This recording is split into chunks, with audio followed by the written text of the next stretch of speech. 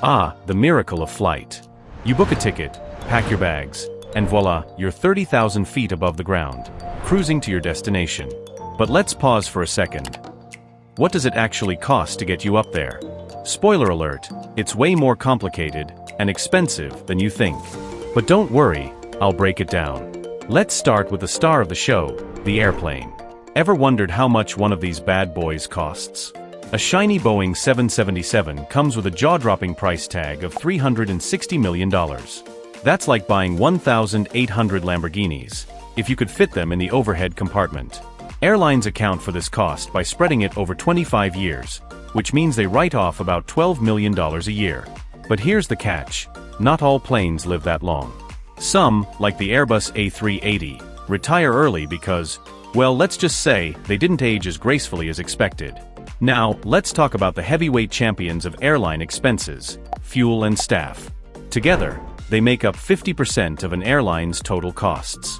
That's like half your paycheck going to coffee and Netflix, except in this case, it's jet fuel and pilots. For example, a London to New York flight on a Boeing 777 burns through $33,000 worth of fuel.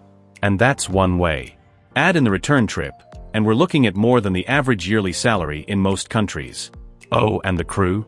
They'll set the airline back another $16,500 for a 7-hour flight. So next time you see a smiling flight attendant, just know, they're worth every penny. Here's where it gets really interesting. And by interesting, I mean expensive. Airports don't let planes land for free. At JFK, landing a Boeing 777 costs over $5,000. Parking fees? $645 for 8 hours. It's like parking in downtown Manhattan. If your car weighed 775,000 pounds. And don't forget overflight fees. Airlines pay countries just to fly over their airspace.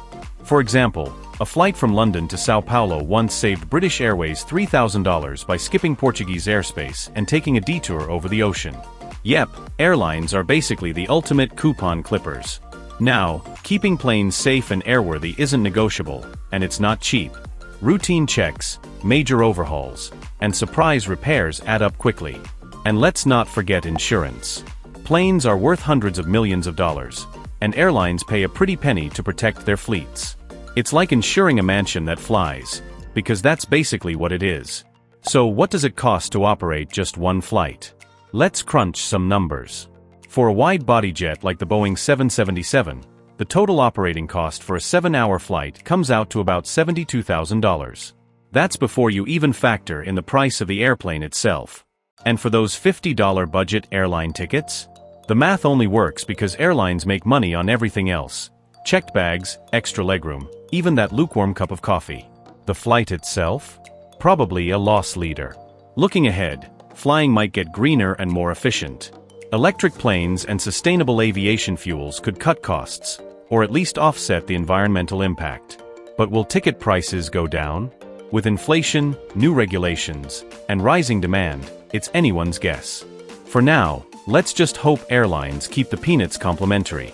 Flying is a marvel, a blend of engineering, logistics, and a little bit of magic. But behind every takeoff is a price tag most of us never think about.